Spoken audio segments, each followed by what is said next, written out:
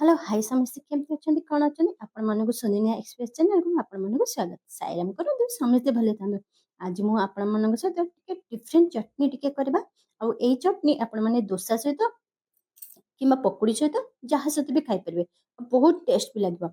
आ देखो तो एई स्टेज रे मु अपिका जो बुट डाली आउ जो अच्छी जीरा ताकू टिके गरम कर दउची भलो भाबरे काहेकि ना टिके गरम कर देले तार जो स्मेल टा सेटा टिके कमी जिवो तो भलो भाबरे ताकू करि साइला परे ताकू गोटे जगह को अबे काढी देली। तो देखंतु एई जगह रे अबे काढी के ताकू साइड कर रखी दउची। तो कढ़े देरे अबिका टिके गाजर भी तादे ट्विस्ट दबा तो गाजर भी टिके भी रखी देली। तो गाजर को चटनी जब करी खाइले बहुत टेस्ट लागला। आउ एई जगह रे गाजर को भी टिके करि दउची कहिना एई सब जिंस जो कंचालिया टिके थाए ताकू टिके उषुम कर देले आ तापर तार चटनी कले बहुत टेस्ट बढ़ जाए। तो एई जगह देखो मु भलो भाबे ताकू करि देली। तो एपट सपट करके किछि तेल भी पकेबेनी किछि नै स्लो आंच रे कढ़े तो गरम थिबो कहिना से सब को जो आगे जो भाजुथिली तो सेई गरम कढ़े रे सेई गाजर को भी पकेगी ताकू भलो भाबे मिक्स करिकरी अबे ताकू भी अबे गुटे जगह को काढी दबा। तो देखो गाजर को भी भलो भाबे कर सला परे ताकू मु प्लेट को बाहर कर देली। तो चलंतु अबिका मु जो फास्ट जो जीरा आउ बुट को जो भाजी के रखिथली सी अबे ठंडा हे गलानी अबे ग्राइंडर रे ग्राइंड कर दबा। तो आगे ताकू आगे सुखा आगे ग्राइंडिंग करबा तापर धीरे धीरे मु कोन करछ आपण माने देखंतु। तो एई स्टेज रे देखंतु मु देखौची भलो भाबे गुंड भी हे जाइतला टिके खदखदला रहिची। तो तापर अभिया कोन करबा आधीरे टिके अदा पकेबा अदा को भलो भाबे धुआ धुई करके रखी देतली अदा टिके बड़ खंड टिके पकेली तापर अबिका टिके स्वाद आउरी आनिया पे टिके नडिया भी पकेली। अबे नडिया पके सला पर अबिका तादरे कोन करबा ना कंचा लंका टिके दी तीनटा टिके पकेबा आ राग जदि आपण माने अधिक खाया चाहबे ताले आ टिके अधिक पकेबे। तो एई स्टेज रे अबिका सब पके सला पर गाजर को जो भाजी के रखिथली गाजर को भी पके दोची।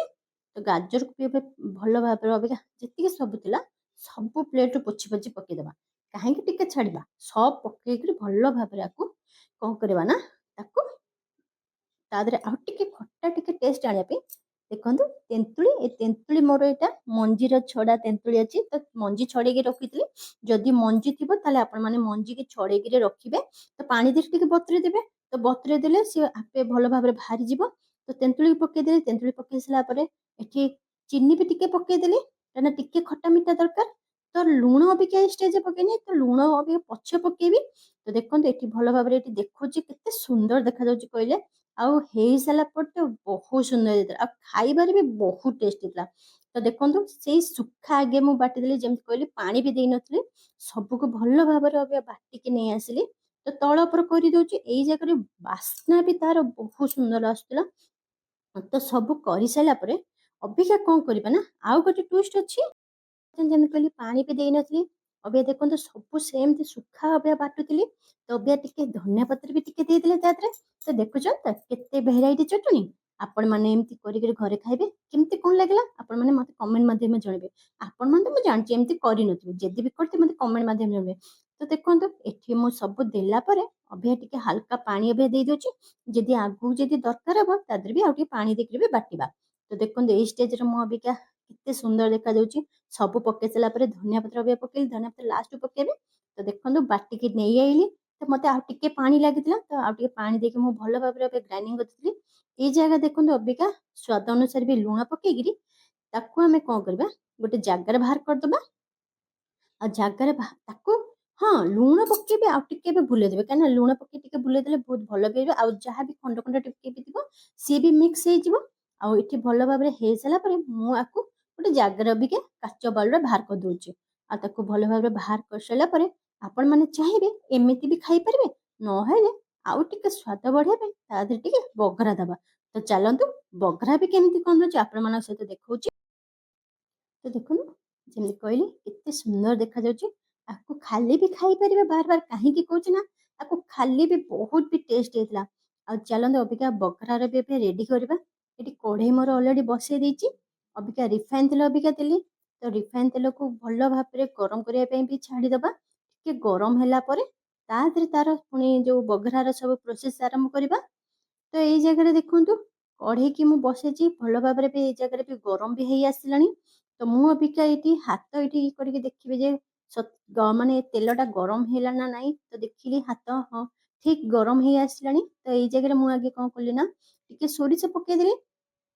ସୋରିଷଟା ଭଲ ଭାବରେ ଫୁଟି ଆସିଲା ବେଳକୁ ତାପରେ କ'ଣ କରିବା, ରଖିଛି ବୁଟ ଡାଲି ଆଉ ବିରି ଡାଲି, କାହିଁକି ନା ତାକୁ ଟିକେ ସେ ଯୋଉ ଚଟନୀରେ ପକେଇଲେ ଖାଇଲା ବେଳକୁ ତାର ଯୋଉ କୁଡ଼କୁଡା ଯୋଉ ପାଟି ଦେହରେ ଆସିବ, ସେ ବହୁତ, ଆଉ ତାର ଚଟନୀର ଇଏ ଆଉ ଆର ଯୋଉ କୁଡ଼କୁଡା ବହୁତ ଟେଷ୍ଟ ଲାଗିବ ଖାଇଲା ବେଳକୁ।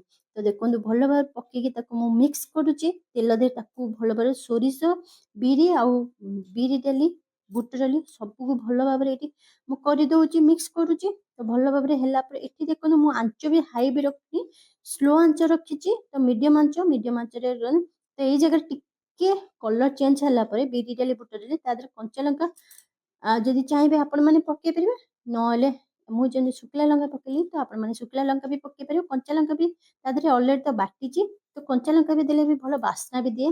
ଆଉ ଏଠି ମୁଁ ପକେଇ ସାରିଲା ପରେ ଏଠି ରଖିଥିଲି ଭୃଷଙ୍ଗ ପତ୍ର, ତ ଭୃଷଙ୍ଗ ପତ୍ରକୁ ବି ଦେଇକିରି ଏଠି ମୁଁ ଭଲ ଭାବରେ ଏବେ ମିକ୍ସ କରିଦେଉଛି। ତ ଦେଖନ୍ତୁ ଏଇ ଜାଗାରେ ମୁଁ ଗ୍ୟାସକୁ ବନ୍ଦ କରିଦେଲି, ଅଲରେଡି ମୋର ହେଇ ଆସିଥିଲା।